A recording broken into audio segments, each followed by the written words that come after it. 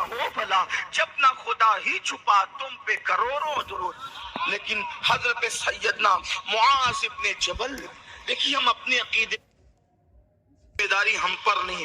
ہر آدمی اپنی اپنی دکان کے آئٹم کو پیش کرتا ہے، دوسروں کی بات ان کی ذمہ داری وہ پیش کرے. ہمارا عقیدہ تو یہ ہے کہ رسول اللہ کی نگاہ میں ذرہ ذرہ، تارا تارا، زمین آسمان کی کوئی چیز ایسی نہیں جو حضور سے چھپی ہوئی ہو. ارے نادان لوگ، نادان کہتے یہ چھپایا وہ چھپایا وہ چھپایا. میں نے کہا چندی چور، تو نے اپنی طرح سمجھ رکھا ہے اللہ کو. رسول اللہ کو اپنی طرح کہتا ہے تو کیا اللہ کو بھی اپنی طرح سمجھ رکھا ہے. تو ماں سے دولت چھپاتا ہے، وہ اللہ ہے نادان. جس کو محبوب بناتے اس سے کچھ چھپایا نہیں کرتے. ارے جس کے سامنے ذات بے نقاب کر دی، کون سی بات ہے جو چھپا کے رکھی ہوگی؟ جب ذات بے نقاب ہو گئی تو کون سی بات ہے جو نقاب میں ہے؟ ہر بات میرے اللہ نے جو چاہا بتایا. اسی لیے میرے نبی کو ہم عالم ما کان و ما یکون کہتے ہیں. اللہ نے سارے اولین اور آخرین کا علم اپنے محبوب کے اندر جمع فرما دیا، اور سارے اولین اور آخرین کے علوم میرے نبی کے علم کا ایک حصہ ہے. کل علم نہیں، کل علم تو اللہ ہی جانے کتنا دیا. لیکن بات علم رسول پر آئی تو میں نے وضاحت کر دی. تو بات جو تھی وہ اس کی طرف چلنا ہے، توجہ آپ کی میری طرف رہے گی. سیدنا معاذ ابن جبل نے عرض کی، یا رسول اللہ صلی اللہ علیہ وآلہ وسلم، جب لوگ اپنی قبروں سے اٹھیں گے تو اس وقت کس پوزیشن میں اٹھیں گے، حالت کیسی ہوگی، کس حالت میں اٹھیں گے؟ تو اللہ کے سچے نبی، عالم ما کانا وما یکون، خاتم النبیین، قائد المرسلین، سید العالمین، مصطفیٰ جان رحمت صلی اللہ علیہ وآلہ وصحبہ وبارک وسلم نے فرمایا، اے معاذ تو نے بڑا مشکل سا سوال کر لیا. اور پھر اس کے بعد میرے آقا علیہ وسلم کی آنکھوں میں اس منظر کو یاد کر کے آنسو آ گئے. اب آپ کی توجہ چاہتا ہوں، سید العالمین، قائد المرسلین جس منظر کو یاد کر کے روئے، اور کتنا روئے. حضرت معاذ ابن جبل کہتے ہیں آقا اتنا روئے، صرف آنسو دو آنسو نہیں، بلکہ معاذ کہتے ہیں آقا اتنا روئے کہ آنسوؤں سے داڑھی تر ہو گئی. حضور علیہ السلام کی خوبصورت سی داڑھی آنسوؤں سے تر ہو گئی، اور پھر آنسو کہ اس کے کپڑے آنسوؤں سے بھیگ جائیں گے. آپ نے کبھی کسی کے کپڑوں کو بھی کبھی آنسوؤں سے تر دیکھا ہے؟ زیادہ سے زیادہ گال بھیگتے ہیں، زیادہ سے زیادہ داڑھی کے چند بال بھیگتے ہیں، مگر اللہ اکبر حضور علیہ السلام کتنا روئے ہوں گے کہ حضور کے کپڑے بھیگ گئے. یہ میں نہیں، حضرت معاذ ابن جبل کہہ رہے ہیں حضور کے میں نے کپڑے بھیگے ہوئے دیکھے، میں نے داڑھی بھیگی ہوئی دیکھی. اب اس کے بعد آپ سے پوچھتا ہوں، جس منظر کو یاد کر کے شافعی یوم النشور اتنا آنسو بہائے، جس منظر کو یاد کر کے اللہ کے رسول اتنا روئے، اب ذرا اس منظر کی طرف چلتے ہیں. اللہ اکبر. پھر میرے آقا سچے نبی، غیب داں نبی صلی اللہ علیہ وآلہ وسلم نے فرمایا، اے معاذ جب لوگ اپنی قبروں سے اٹھیں گے تو وہ 12 قسم پر ہوں گے، یعنی 12 گروپ ان کے ہوں گے، 12 ٹولیاں ان کی ہوگی. 12 ٹولیوں کے اندر لوگ اپنی اپنی قبروں سے اٹھیں گے، 12 گروپ کے اندر لوگ اپنی اپنی قبروں سے اٹھیں گے. اب ذرا دھیان سے سننا، وہ 12 کون لوگ ہیں اسی پر گفتگو ہے، اور پھر اپنے من میں ڈوب کر سوچنا کون سے گروپ میں میں اٹھوں گا، کون سے گروپ میں میں رہوں گا. آئیے میرے آقا جس منظر کو یاد کر کے رو رہے ہیں، ذرا سوچو میں اور آپ کس گروپ میں ہوں گے. اس محفل میں غور کرنا، اس لیے کہ یہ اصلاح معاشرہ کی محفلیں صرف سروں کو جمع کرنے کے لیے نہیں، صرف رسمی طور پر اکٹھا ہونے کے لیے نہیں، بلکہ کچھ سوچنے کے لیے ہے. یہاں سوچ لو، یہاں غور کر لو، یہاں آہیں بھر لو، یہاں آہو بکا کر لو، یہاں اپنے برے اعمال پہ پچھتا لو.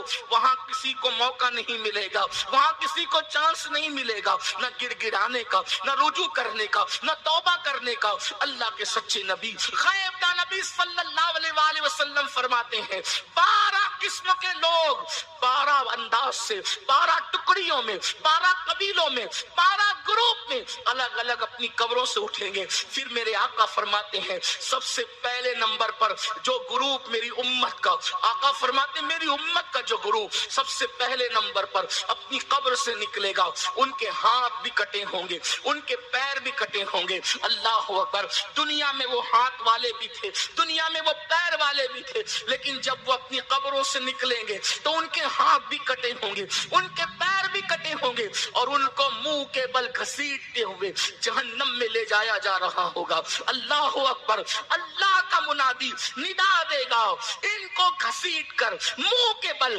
جہنم میں لے جا کر کے ڈال دو۔ سیدنا معاذ ابن جبل رضی اللہ تبارک و تعالی عنہ نے عرض کیا، یا رسول اللہ صلی اللہ علیہ وآلہ وسلم، ہمارے ماں باپ آپ پر قربان، آقا یہ بتائیے نا کہ جو اپنی قبروں سے ہاتھ پیر کٹے ہوئے اٹھیں گے اور ان کو منہ کے بل گھسیٹتے ہوئے جہنم میں ڈالا جائے گا، آقا ان کا قصور کیا ہوگا، ان کی غلطی کیا ہوگی، ایسا ان کے ساتھ کیوں ہوگا؟ تو میرے سچے نبی نے فرمایا، جو اپنی قبروں سے بغیر ہاتھ اور بغیر پیر کے اٹھیں گے، ہاتھ اور پیر کٹے ہوئے اٹھیں گے اور ان کو منہ کے بل گھسیٹا جا رہا ہوگا جہنم کی طرف، وہ لوگ ہوں گے جو دنیا میں اپنے پڑوسیوں کو ستاتے تھے، اپنے پڑوسیوں کو تکلیف پہنچاتے تھے، اپنے پڑوسیوں پہ ظلم کرتے تھے۔ اب آپ مجھے بتائیں، اللہ اکبر، ہم میں کتنے لوگ ہیں جو پڑوسیوں کے ساتھ حسن سلوک کرتے ہیں؟ اللہ، اگر اللہ کسی کو طاقت دے دے، اللہ کسی کو دولت دے دے، اللہ کسی کو عزت دے دے،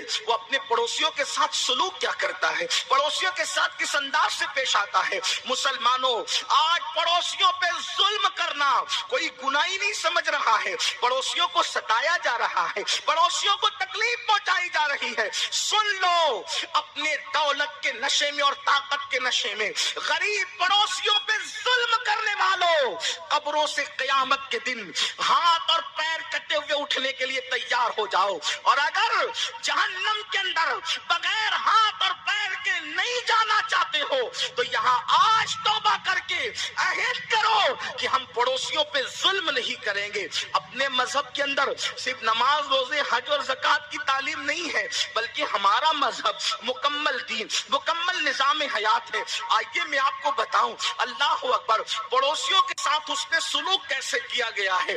آج تو حال یہ ہے، لوگ ہر سال حج کو اور عمرہ کو جانے کو فیشن بنا چکے ہیں۔ اللہ اکبر، اور جو اللہ کے لیے جاتے ہیں اللہ ان پر رحم کرے، قبول کرے، اور جو فیشن بنا چکے ہیں اللہ انہیں بھی نیت درست کرنے کی توفیق دے۔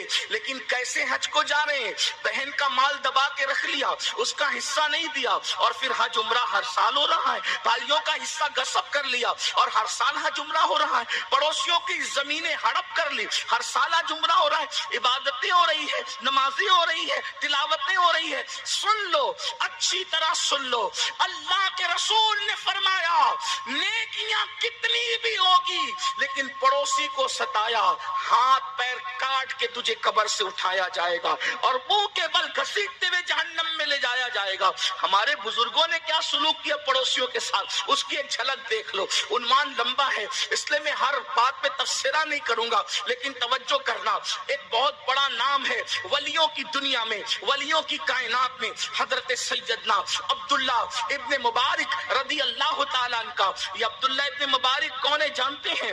فقہا ان کو امام الفقہا کہتے ہیں، محدثین ان کو امیر المومنین فی الحدیث کہتے ہیں، اور پھر صوفیہ ان کو شیخ المشائخ کہتے ہیں۔ یاد رکھنا، بہت سارے لوگ ایسے ہیں جو علم فقہ جانتے ہیں، تصوف نہیں جانتے، بہت سے تصوف جاننے کا دعویٰ کرتے ہیں، فقہ نہیں جانتے، جو فقہ اور تصوف کی بات کرتے ہیں حدیث نہیں جانتے۔ لیکن عبداللہ ابن مبارک ایسی شخصیت ہے، فقہ بھی جانتے ہیں، تصوف بھی جانتے ہیں، علم حدیث میں بھی امیر المومنین فی الحدیث کہلاتے ہیں۔ سب سے بڑی بات تو یہ ہے کہ امام اعظم ابو حنیفہ جیسی شخصیت کہتے ہیں، اگر قیامت میں اللہ مجھ سے پوچھے گا نعمان تو دنیا سے میرے لیے کیا لایا ہے، تو میں عبداللہ ابن مبارک کو پیش کر دوں گا۔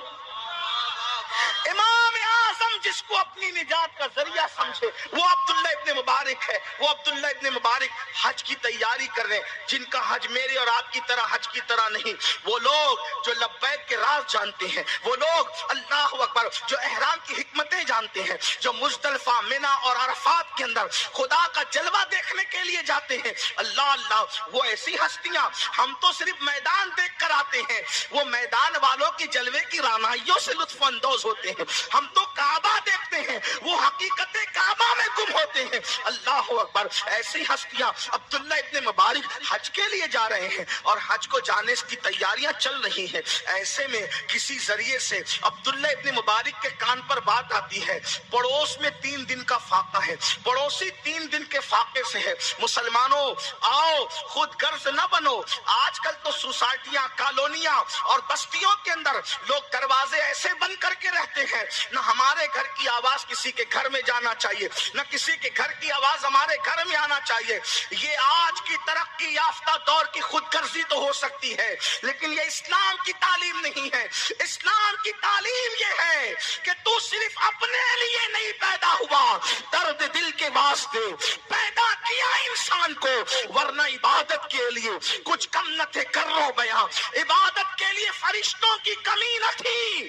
اگر صرف رکوع و سجود تیری مراد ہے عبادت سے, تو رکوع سجود کرنے والے فرشتے کم نہ تھے. اللہ اکبر. خدا نے حضرت انسان ان فرشتوں کے باوجود اگر تجھے پیدا کیا ہے تو کسی کا دکھ دور کرنے کے لیے, کسی کا درد دور کرنے کے لیے, کسی کی مصیبت میں کام آنے کے لیے. اور سنو, صرف نماز کی بات کرنے والوں, پوری زندگی میری گزر رہی ہے نماز کی فضیلت بیان کرنے میں, لیکن تم کیا سمجھو ہر عبادت چھپ کر کی جاتی ہے اور اس کی فضیلت چھپ کر کرنے میں ہے.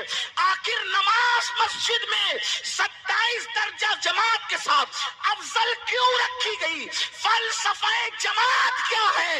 اس لیے یہ ہے کہ جب سارے مسلمان دن میں 5 وقت ایک مسجد میں جمع ہوں گے تو کسی کا چہرہ اترا ہوا دیکھ کر مسلمانوں کو پتا چلے گا اس کے گھر میں فاقہ کشی تو نہیں ہے. کسی کی آنکھ میں آنسو دیکھ کر پتا چلے گا یہ رو کر تو نہیں آیا ہے گھر میں گھر سے, یعنی کہ ایک دوسرے کا دکھ پتا چلے گا جماعت میں آنے سے, یعنی مسجد میں جماعت کے ساتھ نماز پڑھنے سے. اللہ اکبر. ایک دوسرے کی تکلیف پتا چلے گی, ایک دوسرے کی مصیبت پتا چلے گی, ایک دوسرے کی پریشانی پتا چلے گی.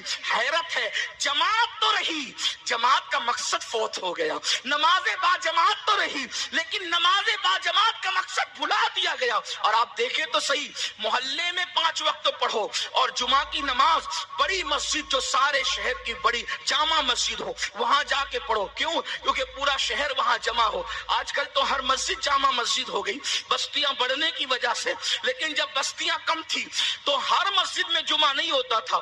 جمعہ صرف جامع مسجد ایک مسجد میں ہوتا تھا, پورا شہر جہاں جمع ہوتا تھا. تو 5 وقت تو محلے والے ایک دوسرے کا چہرہ دیکھیں اور جمعہ کے دن پورے گاؤں اور شہر والے ایک دوسرے سے ملے تاکہ دکھ پتا چلے, درد پتا چلے, تکلیف پتا چلے. اور پھر سال میں ایک مرتبہ عید پر اور ایک بار بقرعید پر سب عیدگاہ میں ملے تاکہ آس پاس کی بستیوں والوں کے بھی جو ہے وہ مسائل پتا چلے. لیکن سب بھلا دیا, سب بھلا. عبادت تو رہی, فلسفہ عبادت گیا, حکمت عبادت گئی. اسی لیے اقبال نے کہا تھا وائز قوم کی وہ پختہ خیالی نہ رہی, وائز قوم کی وہ پختہ خیالی نہ رہی, فلسفہ رہ گیا, تلقین غزالی نہ رہی. اللہ اکبر. وہ کہتے ہیں اور پھر کہتے ہیں رہ گئی رسمی ازاں, روح بلالی نہ رہی. میرے آقا علیہ الصلوۃ و تسلیم کے پیارے دیوانوں, روح عبادت فوت ہو رہی ہے, حکمت عبادت فوت ہو رہی ہے. بہرحال تو حضرت عبداللہ ابن مبارک کو پتا چلتا ہے کہ پڑوسی 3 دن سے بھوکا ہے, بھوکا اور پیاس بھوکا ہے, فاقہ کشی میں مبتلا ہے. عبداللہ ابن مبارک کہتے ہیں میں ایسا حج نہیں کرنا چاہتا جس میں پڑوسی سسک رہا ہو, پڑوسی بھوک سے تڑپ رہا ہو, پڑوسی بلک رہا ہو. میں نفل حج پر پڑوسی کی ضرورت کو ترجیح دیتا ہوں. توجہ کرنا اے مسلمانوں اور خصوص جوانوں, اللہ اکبر. عبداللہ ابن مبارک کہتے ہیں کہ میں نفل حج پر پڑوسی کی ضرورت کو ترجیح دیتا ہوں. میں ایسا حج نہیں کرنا چاہتا کہ پڑوسی بھوک سے تڑپتا رہے اور میں حج کے لیے جاؤں. آپ نے پوری حج کی رقم اٹھا کر اپنے پڑوسی کو دے دی اور پڑوسی کو دی. پھر آپ جو ہے وہ صبر کر کے رہ گئے. کیا ہوا؟ اللہ اکبر. حج کو جانے والے گئے بھی, جا کے واپس آئے بھی. اب جو حاجی واپس آیا مکے سے, آپ اس کو کہتے ہیں مبارک ہو, اللہ حج مبارک کرے, تو وہ بھی سامنے سے کہتا اے عبداللہ اللہ تم کو بھی حج مبارک کرے. اللہ اکبر، یہ پریشان ہوتے یا اللہ میں حج کو گیا نہیں اور سب مجھے مبارک دیتے ہیں کہ اللہ تجھے بھی حج مبارک کرے. اسی تکلیف میں تھے، اسی پریشانی میں تھے، الجھن میں تھے کہ سوئے تو رات کو خواب میں کیا دیکھا؟ کوئی کہنے والا کہہ رہا ہے اے عبداللہ ابن مبارک، تو نے اپنی حج کی رقم اٹھا کر اپنے پڑوسی کو دے دیا. اللہ کو تیری یہ ادا اتنی پسند آئی کہ اللہ نے تیرا ہم شکل ایک فرشتہ پیدا کر دیا ہے. اللہ نے تیرا ہم شکل ایک فرشتہ پیدا کر دیا ہے جو قیامت تک تیری طرح سے حج کرتا رہے گا اور اس کا ثواب تجھے ملتا رہے. پڑوسی کی مدد کی برکت کیا ہے. اگر اس سال حج کو جاتے تو ایک سال حج ہوتا، لیکن خود نہیں گئے، پڑوسی کی مدد کی، اور خیر سے وہ پڑوسی سید تھا، اہل بیت میں سے تھا. اس کو امام یوسف نبہانی نے بھی لکھا ہے. توجہ فرمائیں مسلمانوں، یہ ہے کسی کی مدد کی فضیلت. اب یہاں ایک بات رک کر کہتا ہوں، آج پورے ہندوستان میں جہاں بھی جا رہا ہوں، لوگ کیا کہتے ہیں؟ حضرت مسلمانوں کی بچیاں مذہب چھوڑ کر اوروں کے ساتھ جا رہی ہیں، تو آپ تقریر کریں کہ بچیاں نہ جائیں. میں نے کہا تقریروں سے انہیں روکا نہیں جا سکتا. تم اپنے نکمے پن سے پہلے توبہ کرو اور ذمہ داریوں کا احساس کرو. جملے اگر تلخ ہو تو مجھے معاف کر دینا، لیکن درد بھری تحریریں بچیوں کو نہیں روک سکتی. درد بھری تقریریں بچیوں کو، جانے والی بچیوں کو اور نوجوانوں کو نہیں روک سکتی. پہلی بات تو یہ کہہ دوں کہ جو لوگ کہتے ہیں 30 لاکھ چلی گئی، 40 لاکھ چلی گئی، 50 لاکھ چلی گئی، وہ جھوٹے، مکار، کذاب اور دجال ہے. کوئی 40-50 لاکھ نہیں گئی، یہ جھوٹ ہے اور نفسیاتی طور پر مسلمانوں کو ڈیمیج کرنے کی یہ ایک سازش ہے اسلام دشمن طاقتوں کی. اتنی نہیں گئی، اس لیے کہ میں تو یہ کہتا ہوں کہ آج بھی کسی کی ماں میں اتنی پرہیزگاری اور حیا نہیں ہے جتنا مسلمانوں کی بیٹیوں میں اللہ نے حیا رکھا ہے. ہاں، آج بھی قوم کی بیٹیوں میں اتنی حیا موجود ہے. تو پھر تم میڈیا کے بکنے پر کیوں بکتے ہو کہ اتنے لاکھ چلے گئی؟ ارے میڈیا کہہ دے چاند آیا تو میڈیا کے کہنے پہ چاند کا آنا نہیں مانتے، تو میڈیا کے کہنے پر بیٹیوں کا جانا کیسے مان لیتے ہو؟ کیسے مان لیتے ہو؟ آج بھی ہماری بیٹیوں میں حیا ہے، غیرت ہے، لیکن چند گئی. اگر گئی ہے، یہ ہے چند گئی، انگلیوں پہ گن سکتے ہو. کیوں گئی؟ قصوروار کون ہے؟ ہمارے اندر سے مدد کا جذبہ ہے. ابھی میں ایک دوست نے کلپ بھیجا، دوپہر میں سن رہا تھا، تو وہ کلپ کسی سلجھے ہوئے انسان کی مجھے نظر آئی. تو پتا چلا کہ ایک لڑکی کے بارے میں پتا چلا، ایک لڑکی کی بات، توجہ کریں آپ، اس طرف کریں توجہ. ایک لڑکی کے بارے میں پتا چلا کہ وہ کسی اور کے ساتھ اس نے شادی کر لی.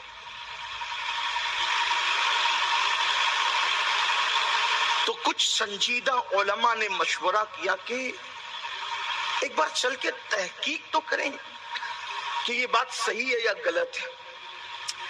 غلط ہوگی تو بتا دیا جائے گا لوگوں کے کہ غلط ہے، پروپیگنڈا ہے، اور صحیح ہوگی تو ذرا دیکھتے ہیں کہ سچائی کیا ہے. میں اپنے جوانوں کی توجہ اس پہ چاہتا ہوں. اگر آپ نے جلسہ اس لیے رکھا کہ بھیڑ اکٹھا کریں تو ہو گئی، آپ کا کام ہو گیا. لیکن اگر آپ نے جلسہ اس لیے رکھا کہ آپ انقلاب لانا چاہتے اور کسی کا درد دل سن کر آپ بھی دل میں درد پیدا کرنا چاہتے، تو میں آپ کی توجہ چاہتا ہوں. چند سنجیدہ لوگ وہاں تک پہنچے اور دروازے پہ دستک دی، اور جب دروازے پہ دستک دی تو ایک لڑکی خوبصورت سی اپنے منہ کو چھپا کر اس نے دروازہ کھولا، اور دروازہ کھول کر کے اس نے جلی کٹی سنانی شروع کر دی. بہنوں کی بھی توجہ چاہتا ہوں، شاید یہ درد عورتیں زیادہ سمجھ سکیں مردوں سے زیادہ. اس نے منہ پہ کپڑا رکھ کر کے جلی کٹی سنانی شروع کر دی اور کہنے لگی اسی لیے آئے ہو میرے دروازے پر کہ تم بھی مجھے گالیاں دو؟ اتنی گالیاں سارے لوگ دے چکے دروازے پر آ کر کے، گندی گندی سنا چکے، غلیظ اور مغلظات سنا چکے. اب تم بھی آئے ہو گالیاں دینے کے لیے تو دے لو، اپنے دل کے ارمان تم بھی نکال لو. وہ بہت کچھ کہہ چکی، لیکن چونکہ عالم کی پہچان، علم کس کے پاس کتنا ہے اس کی پہچان اس کے حلم سے ہوتی ہے. علم کی پہچان حلم سے، حلم کہتے صبر کو. جس کے پاس جتنا علم ہوگا وہ اتنا صبر کا پہاڑ ہوگا. بہت صبر سے ان علماء نے بات کو سنی، جو بھی جانے والے یا جو اچھے صالحین جو لوگ تھے انہوں نے بہت حلم سے. جب وہ کہہ چکی اور اپنے دل کو ہلکا کر چکی تو پھر انہوں نے کہا، جو آئے تھے گالیاں دینے کہ تم نے کسی اور کے ساتھ گھر بسایا اور گالیاں دے کر مغلظات بک کر وہ چلے گئے، ہم ان میں کے نہیں ہیں. ہم سمجھنا چاہتے ہیں، پوچھنا چاہتے ہیں کہ آخر کیا یہ بات صحیح ہے کہ تم نے کسی اور سے شادی کی ہے؟ جب اس کو ایسا لگا کہ یہ کچھ سنجیدہ لوگ ہیں تو اس نے اپنے گھر میں بلا کر ان کو بٹھایا اور بٹھانے کے بعد کہا، یہ بات صحیح ہے کہ میں نے کسی اور سے شادی کر لی ہے. اور پھر پوچھا گیا کہ اس کی وجہ کیا ہے، تو اس وقت اس نے مزید اپنی 2 بہنوں سے کہا کہ میری یہ بہن، اس کی عمر 30 سال کی ہے، اس کی عمر 28 سال کی ہے، اور ان کو بھی ابھی رشتے نہیں ہیں. اس لیے کہ جو بھی رشتہ لے کر کے آتا ہے، بھئی بیٹھنے دے، جو جہاں بیٹھا ہے ابھی تو اب کیا ہے، جگہ نہیں ہے تو چھوڑ دیجئے. بھی آپ اس طرح اٹھ بیٹھ کروائیں گے تو کیسے گفتگو؟ آپ چھوڑ دے، جو جہاں ہے اس کو بیٹھنے دے، بیٹھنے دے انہیں، وہی بیٹھنے دے، چھوڑ دیجئے. ابھی جگہ کم ہے تو کیا کر، جو جہاں ہے وہی رہے، جو جب آیا ٹھیک ہے. ایک بار درود شریف پڑھ لے، بات آگے بڑھے. اب نہ اٹھائیں، کسی کو نہ اٹھائیں، رہنے دے جو جہاں ہے. ایک بار درود شریف پڑھے بلند آواز. اللہ رب محمد صلی اللہ علیہ وسلم نحن عباد محمد. آپ لوگ بھی بیٹھ جائیں، بہت اچھی محفل آپ نے سجائی، اللہ پاک جزائے خیر دے. ایک بار پھر درود شریف کھلے کھلے دل سے عاشقوں کی طرح درود شریف پڑھ. اللہ رب محمد صلی اللہ علیہ وسلم نحن عباد محمد صلی اللہ علیہ وسلم صلاۃ و سلام علیک یا رسول اللہ. یہ دکھڑا لے کر کے آیا ہوں، تھوڑا سا سن لیں.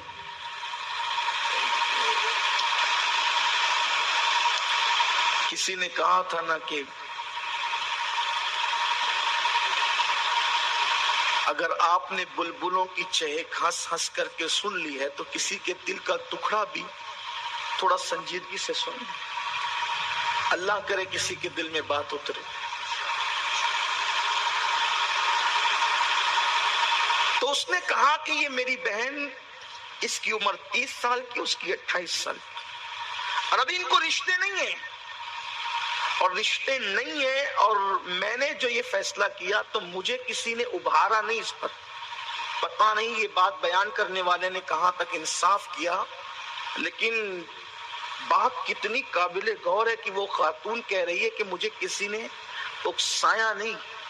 یہ فیصلہ میں نے خود کیا کہ آپ میرے باپ کو دیکھیں کہ وہ فالج ہو گیا، اس کو پیرالیسس ہو گیا اس کو، اور اب وہ کمانے دمانے کے قابل نہیں. تو یہ فیصلہ میں نے خود کیا کہ جب کوئی بھی رشتہ لے کر کے آتا ہے تو کہتا ہے کہ تیرا کلر اچھا نہیں ہے، اس لیے ہم تجھے کر تو لیں گے، مگر جب کلر پہ ہم سمجھوتا کریں گے، مگر جہیز کے معاملے میں ہم سمجھوتا نہیں کر سکیں گے. تو یہ بھی چاہیے، یہ بھی چاہیے، اور یہ بھی چاہیے، اور ان کے بھی رشتے نہیں ہیں ابھی. تو جب اتنا معاملہ مشکل کر دیا گیا کہ ہمیں کوئی اپنانے کے لیے تیار نہیں، تو پھر ہم کیا کریں؟ جو آتا ہے بڑے سے بڑے جہیز کا مطالبہ کرتا ہے، جو مطالبہ نہیں کرتا وہ انڈائریکٹ بہانے سے باتیں کرتا ہے جہیز کی. ہم کیا کریں؟ ہم اپنے باپ کا بوجھ بن کر تو رہ نہیں سکتی تھی، اس لیے ہم نے یہ فیصلہ کیا. ایک اور خاتون کا ڈائریکٹ اس کا انٹرویو آیا، اس نے کہا 41 مسلمان لڑکوں نے مجھے ریجیکٹ کیا، تب میں نے فیصلہ کیا کہ اب میں نے مسلمان کے ساتھ شادی نہیں کرنی. اگر یہ صورتحال پیدا ہو رہی ہے تو درد کی بات. پھر وہ جو گئے تھے سنجیدہ لوگ تھے، انہوں نے پوچھا چلے تم نے شادی تو کی، تو کیا تم اللہ کو ایک مانتی ہو؟ ابھی میں بالکل اللہ کو ایک مانتی ہوں. تم رسول اللہ کو آخری نبی مانتی ہو؟ کہاں. اس نے کہا میں اب بھی ایمان پر ہوں، میں مرتد نہیں ہوئی ہوں، لیکن حالانکہ اس کے پاس علم نہیں تھا، اس نے اتنی بڑی جہالت، میں اس کی تائید نہیں کر رہا ہوں، میں صرف نقل کر رہا ہوں بات کو۔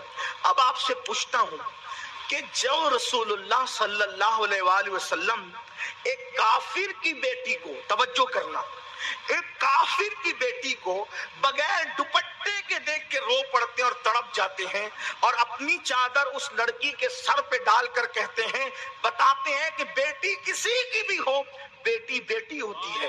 تو جب کافر کی بیٹی کو بغیر دوپٹے کے دیکھ کے رسول اللہ کی تڑپ، آنکھ میں آنسو اور بے چینی اور بے قراری کا یہ عالم ہے، تو اللہ اکبر، ایک باپ اپنی بیٹی سے جتنا پیار نہیں کرتا، اس سے کروڑوں درجہ زیادہ رسول اللہ اپنی امت کی بیٹیوں سے پیار کرتے ہیں۔ جب کوئی بیٹی 30 اور 35 اور 28 سال کی عمر میں کماری اپنے بستر پر اس لیے تڑپتی ہوگی، اپنے بستر پہ اس لیے سسکتی ہوگی کہ اس کا رنگ زیادہ گورا نہیں ہے، اس لیے حضور کا کوئی امتی اس کو قبول کرنے کے لیے تیار نہیں ہے، وہ بیٹیاں اس لیے تڑپتی ہوگی کہ اس کے باپ کی غربت نے اس کے رشتے کو روک رکھا ہے۔ تو بتاؤ قبر انور میں رسول اللہ کے دل پر کیا گزرتی ہوگی، حضور کے دل پر کیا گزرتی ہوگی؟ میں پوچھنا چاہتا ہوں، صرف داڑھی ٹوپی اور جمعہ کی توڑے کٹ کے مسلمان بننے والوں، کبھی اپنے نبی کے دل کا خیال کیا؟ آخر مسلم نوجوان یہ کیوں نہیں سوچتے کہ مجھے حضور علیہ السلام کی امت کی بیٹی کی آبرو بچانا ہے تو میں نے کسی سانولے رنگ کی لڑکی کو بھی اپنی بیوی بنانا ہے، میں نے کسی غریب لڑکی کو بھی اپنی بیوی بنانا ہے۔ سبھی اگر سفید چمڑی دیکھیں گے تو سانولے کلر کے لوگوں کو کون اپنائے گا؟ وہ آپ نے کس کے لیے چھوڑ رکھا ہے اور آپ نے کس کے بھروسے چھوڑ رکھا ہے؟ مسلمانوں یاد رکھو، اللہ کی عزت کی قسم اٹھا کر کے کہتا ہوں، اگر آج مسلم نوجوان صرف یہ سوچ کر کے کہ رسول اللہ کی امت کی بیٹیوں کا ایمان خطرے میں ہے، میں ان کا ایمان بچانے کے لیے کالی ہو سانولی ہو کتنی ہی غریب ہو میں اس کو بیوی بنا کر کے لاؤں گا، تو انشاءاللہ مدینے کے تاجدار کی ایسی نگاہ کرم ہوگی کہ اللہ قیامت تک تیری نسلوں میں خوبصورت اولاد پیدا فرما۔ اس لیے کہ ان کے کرم کی بات ہے، ہم نے کسی کا بوجھ اٹھانے کی کوشش نہیں کی۔ عشرت اور راحتوں میں رہنے والوں، اللہ کے رسول علیہ السلام کی دعا تھی، اے اللہ مجھے غریبوں کے درمیان رکھ، غریبوں میں رکھ، اور غریبوں ہی میں دنیا سے اٹھا، اور قیامت کے دن میرا حشر تیرے غریب بندوں کے ساتھ فرما۔ آپ سے پوچھنا چاہتا ہوں، ہم نے آج صرف بڑی باتیں کی ہے، بس کوئی کلپ آ گئی موبائل پر تو بہت بڑا مسلمان ہے، اس نے ذمہ داری سمجھا کہ اس کو آگے فارورڈ کر دیا۔ صرف کلپوں کو فارورڈ کرنے سے حالات نہیں بدلنے والے، ہمیں کچھ سوچنا ہوگا۔ ارتداد کے اس فتنے سے نپٹنے کے لیے کہیں نہ کہیں ہمیں قربانی دینی ہوگی۔ اور بچیوں سے بھی کہتا ہوں، اتنی بے صبر نہ بنو، اتنی نادان نہ بنو کہ کسی کا بھی ہاتھ پکڑ کر کے نکل جائے۔ نہیں، اگر رشتے نہیں آتے تو تمہیں بھی سمجھوتا کرنا پڑے، قوم کی بیٹیوں کو بھی سمجھوتا کرنا پڑے۔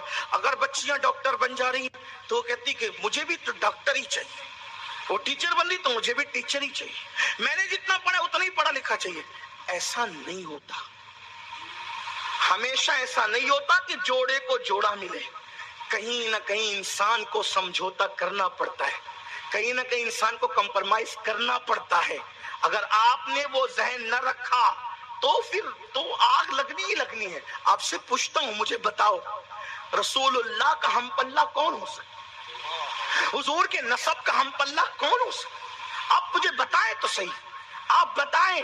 حضور علیہ السلام نے اعلیٰ نسب خواتین کے ساتھ نکاح کیا، لیکن حضرت ماریہ قبطیہ کو اپنے حرم میں لا کر ایک کنیز کو مومنوں کی ماں بنا۔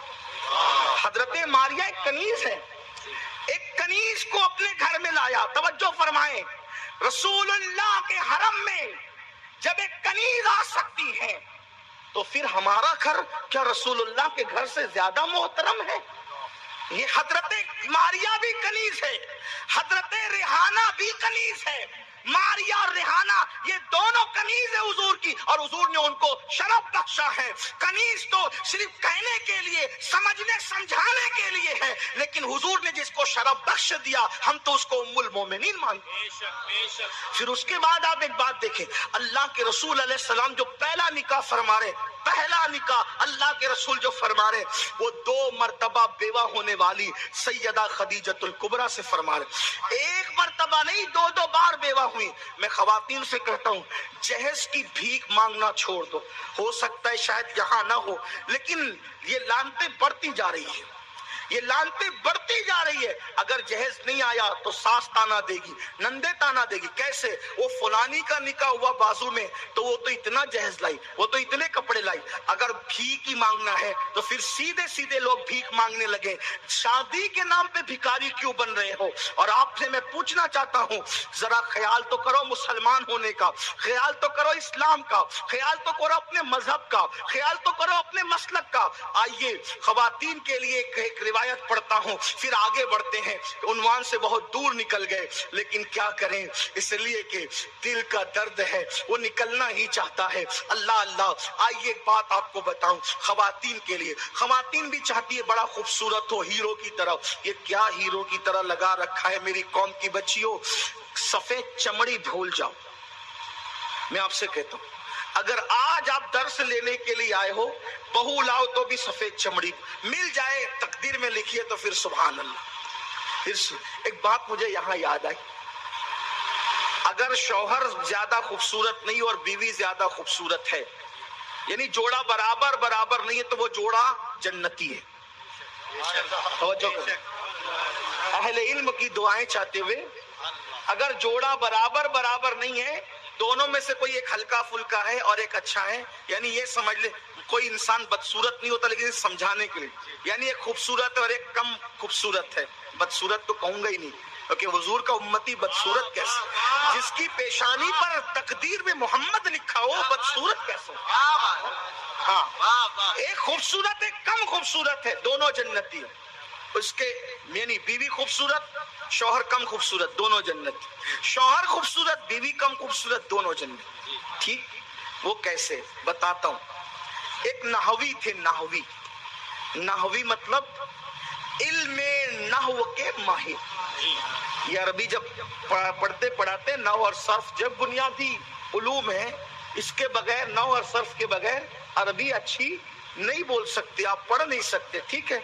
تو ایک نحوی تھے، وہ میری طرح ایک دم کالے تھے، یعنی بلکہ میرے کپڑوں کی طرح کالے تھے۔ ہاں، یعنی میری طرح سے مراد جیسے میرے کپڑے ایسے کالے، لیکن اللہ نے دماغ بہت دیا تھا ان کو، اور ایک دم پکا رنگ کالا، اور عالم بڑے تھے۔ بیوی مل گئی تھی بڑی خوبصورت، کیونکہ اس وقت لوگ خوبصورتی کس کو سمجھتے تھے؟ دل کے عشق رسول کو، کردار کو، اخلاق کو۔ سفید چمڑی کی اس دور میں کوئی اہمیت نہیں تھی، تو وہ جب بھی گھر میں آتے تھے تو چونکہ تھے علامہ عالم تھے نا، تو بیوی کو کہتے تھے تو بھی جنتی اور میں بھی جنتی، یعنی وہی بات کہتے تھے، تو بھی جنتی اور میں بھی جنتی۔ تو ماحول جب اچھا ہوتا ہے تو سب ہضم ہو جاتا ہے نا، لیکن جب ہوا خراب ہو، ماحول اچھا نہ ہو تو پھر تنافنی ہوتی ہے، پن کا پن کی ہوتی ہے، جھگڑا بھی ہوتا ہے، اختلاف بھی ہوتا ہے۔ ہر میاں بیوی کا اصول ہے، جہاں جھگڑا نہ ہوا زندگی کا مزہ ہی نہیں ہے۔ لیکن جھگڑا ہو تو مار پیٹ نہ ہو، طلاق کی بات نہ ہو، جھگڑا ہو تو ایسا ہو جیسے بظاہر حضرت ابراہیم اور سارا میں ہوتا تھا، جیسے حضرت ہاجرہ اور ابراہیم میں ہوتا تھا، بلکہ جیسے اماں عائشہ میرے آقا سے کرتی تھی، کہتی تھی کہ میں لڑ کے بیٹھ جاتی تھی، حضور مجھے خود منانے آتا ہے۔ سبحان اللہ۔ ہاں، یہ جھگڑا وہ دشمنی والا نہ سمجھے، پیار والی بات۔ بہرحال تو کہتے تھے تو بھی جنتی میں بھی جنتی۔ ایک دن بیوی کچھ اکھڑی سی تھی، کوئی بات ہو گئی ہوگی، اکھڑی سی تھی، حضرت گھر میں آئے، کہنے لگے تو بھی جنتی میں بھی جنتی۔ تو پلٹ کے کہہ دیا بس یہی پڑھنا پڑھتے رہتے ہو، تو بھی جنتی میں بھی جنتی، تو بھی جنتی میں، ذرا بتاؤ بھی تو کہ یہ جنتی کیوں ہوں اور تم کیسے جنتی ہو؟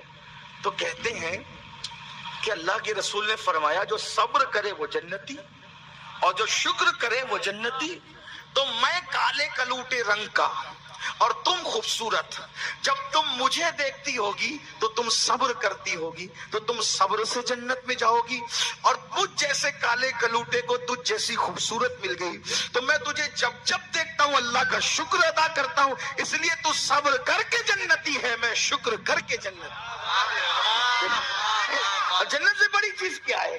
ٹھیک ہاں، لیکن کچھ لوگ کم ایسے ہوتے ہیں جہاں بیلنس برابر برابر. ایک بات یہ بھی یاد رکھنا، جب دو بادشاہ جمع ہو جائے نا تو پھر اس کے بعد بات نہیں بنتی. وہ کہے گا تو پانی لاؤ، کہے گا تو لا، تو بھی بادشاہ میں بھی بادشاہ ہے نا. پھر پانی کون لائے گا؟ تو پھر پیاسے ہی بیٹھے رہو.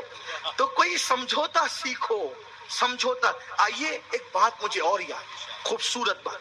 ہمارے سلسلہ چشتیہ اہل بہشتیہ کی آبرو ہے حضرت سیدنا بابا فرید الدین گنج شکر. یہ بابا صاحب بڑی ہستی ہے. سلسلہ چشتیہ میں بابا صاحب کا بڑا مقام، بڑی عظیم ہستی ہے. یہ بابا صاحب وہ ہیں جو صابر پاک اور صابر پاک اور محبوب الہی جیسوں کے پیر ہیں، پیر. اور غریب نواز کہا کرتے تھے قطب الدین تو نے ایسے شہباز کا شکار کیا ہے کہ اس کی وجہ سے قیامت تک تیرا نام زندہ رہے گا. بابا فرید، آپ کی خانقاہ میں ایک نیا مرید آیا اور اس کی تربیت ہو رہی تھی. ابھی پیر لوگ تربیت کرتے تھے نا، پہلے سکھاتے تھے، سب سمجھاتے تھے، سدھارتے تھے اور اس کی علم دیتے تھے. پیری مریدی اسی لیے تھی، یعنی پیری مریدی ٹوپی پہنانے کے لیے نہیں تھی، پیری مریدی جو ہے وہ دل بدلنے کے لیے تھی. ہاں، ابھی کچھ لوگ ایسے ہیں وہ جو صرف ٹوپی پہناتے، یہ کلر کی پہنو مرید، وہ کلر کی. مجھے اس سے کوئی اختلاف نہیں، بھائی پہناتے رہو، لیکن اتنا کہتا ہوں ٹوپیوں کے کلر کی اہمیت نہیں ہے، دل بدلنے کی اہمیت. دل بدلو. مریدوں کی ذمہ داری آپ کے سر پر ہے میرے بھائیوں، جو آپ مرید کرتے ہو. میں بڑوں کو نہیں مشورہ دے سکتا، لیکن جو میرے ہم عمر ہے میں ان سے کہنا چاہتا ہوں کہ محنت کرو، جیسے ہمارے چشتی بزرگوں نے کیا، قادری بزرگوں نے کیا، نقشبندی بزرگوں نے کیا، سہروردی بزرگ. میرے بھائیوں، ہمارے پاس تو مرید 10 سال تک آتا جاتا ہے، ہم اس کو دعائے قنوت یاد نہیں کراتے تھے. میرے مخدوم اشرف نے تو ایک طوطے کو اپنی صحبت میں رکھ کر حافظ قرآن بنا دیا. یعنی میرے مخدوم نے بتایا جو تیری صحبت میں رہے بدلنا چاہیے، اگرچہ جانور بھی ہو. اگر تو نے نہیں بدلا تو پھر تو پیر نہیں ہے. مخدوم جیسا پیر ہو تو طوطے کو بھی حافظ قرآن بنا دے. ہمارے پاس 10 سال لوگ آ کے بیٹھتے ہیں، ہم نے کبھی اس کو دوسرا کلمہ یاد نہیں کرا. یاد رکھنا، اللہ کی بارگاہ میں ہم سے پوچھا جائے. ہاں یاد رکھ، قنوت، دعائے قنوت یاد نہیں کرائے، نماز جنازہ کی دعا، یہ ہماری ذمہ داری. ہمارا کام یہ نہیں تھا کہ بھاشن دو، راشن لو اور نکل کر چلے جاؤ. ہمارا کام تھا کہ ہم قوم کو علم دیں. جب فاروق اعظم لوگوں کو دعائے قنوت سکھاتے تھے، فاروق اعظم جیسا دعائے قنوت لوگوں کو یاد کراتے. اللہ کے رسول علیہ السلام جب اصحاب کو دعائیں یاد کراتے تھے، ہماری ذمہ داری نہیں. پھر کہتا ہوں، بزرگوں کو نہیں کہہ رہا ہوں، میں اپنے ہم عمر ساتھیوں سے مخاطب ہوں. اللہ کے بندو، جو ہو چکا وہ ہو چکا، اپنی ذمہ داری کا احساس کر. اور آپ سے بھی کہتا ہوں کہ صرف ٹوپیاں پہن کر کے آپ چشتی، قادری، برکاتی، نقشبندی، سہروردی، اشرفی، رضوی نہیں ہو سکتے جب تک کہ آپ اپنے دل پر عشق رسول کا رنگ نہ چڑھاؤ. جب تک مسجدوں کی آبادی کا درد آپ کے دل میں پیدا نہ ہو، اس وقت تک آپ جو ہے وہ سلسلوں کی لذتیں محسوس نہیں کر سکتے. تو بہرحال تو آپ کے یہاں ایک مرید، نیا مرید ہوا، تربیت ہو رہی تھی. ایک مرتبہ ایسا ہوا کہ ایک خانقاہ میں کوئی چیز آئی. سرکار بابا فرید نے فرمایا بیٹا یہ لے جاؤ، اور خانقاہ سے کہا کہ گھر میں پہنچا دو. گھر میں ایسا ہوتا ہے نا، بچوں کو کچھ کام دے دے، ذرا گھر دے دو. اب چونکہ بابا فرید کے گھر کی خواتین سامان ریسیو کرنے کے لیے نہیں آتی تھی، لینے کے لیے نہیں آتی تھی، اس کے لیے کنیزیں رکھی گئی تھی کہ بھئی وہ جائے گی، خواتین نہیں آتی تھی گھر کی. اتفاق سے بابا کے گھر میں جو سب سے خوبصورت کنیز تھی وہی سامان لینے آئی. اس بندے نے سامان کیا دیا، اپنا دل بھی دے دیا، اور خانقاہ واپس ہی نہیں آیا، کیونکہ ابھی تربیت ہی ہو رہی تھی، بدلا نہیں تھا. تو خانقاہ واپس ہی نہیں آیا، وہ تو سیدھا گھر چلا گیا. اور وہ لوگ کیسے لوگ تھے، نظر رکھتے تھے، وہ کیوں نہیں آیا، وہ کیوں نہیں آیا. چند دن تک کہ وہ مرید نہیں دکھا تو بابا صاحب نے پوچھا ارے وہ فلاں لڑکا آتا تھا نوجوان، وہ نہیں آتا. لوگوں نے بابا صاحب کو کہا بابا فرید سے، بابا صاحب اس کو بھول جا، وہ بگڑ گیا. بابا صاحب نے فرمایا مرید بھولنے کے لیے نہیں ہوتا بیٹے، مرید بھولنے کے لیے نہیں ہوتا. آپ کیسے کہہ رہے بگڑ گیا میں بھول جاؤں؟ ارے ہم ہی لوگ تو ہیں بگڑے ہوئوں کے لیے، ورنہ پھر بات کیا تھی؟ میں کیسے بولوں میرا مرید ہے؟ بات بتاؤ کیا ہے؟ کہا حضور وہ آپ نے سامان دینے کے لیے بھیجا تھا نا، تو وہ آپ کی کنیز وہ فلانی نہیں ہے، بڑی خوبصورت ہے، چلتی ہے تو اجالے گرتے ہیں، چلتی ہے تو حوران بہشت کی یاد تازہ ہوتی ہے، چلے تو ایسا لگے کہ ہرن چوکڑیاں بھر رہی ہے، رخسار اس کے کیا، اگر ارشد القادری علامہ کے انداز میں بیان کروں تو یہ کہ اس کے رخسار نہیں، ایسا لگتا ہے کہ جیسے ابھی کسی جھیل کے اندر کنول نے مسکرایا ہو، اس کے ہونٹ نہیں، ایسا لگتا ہے گلاب کی پنکھڑیاں ہو، اس کی آنکھیں نہیں، ایسا لگتا ہے جیسے نرگس کے پھول ہو، اس کے بال نہیں، ایسا لگتا ہے جیسے سنبل کا پودا ہو، اور اس کا وجود نہیں، ایسا لگتا ہے جیسے کانچ کی سراہی میں کسی نے روح افزا کا شربت بھر دیا ہو۔ اللہ اکبر! ایسی حسین اور خوبصورت سی کنیز جس پر نظر پڑے، اللہ اکبر!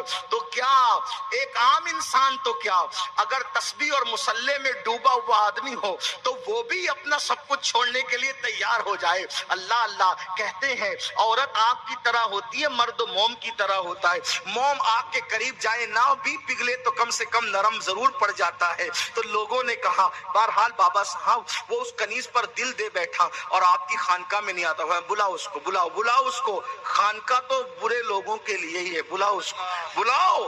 جب وہ آیا، نظریں جھکی ہوئی، ہاتھ بندھے ہوئے، احساس ندامت سے گردن جھکی ہوئی۔ بابا صاحب نے پوچھا کیا ہوا بیٹا؟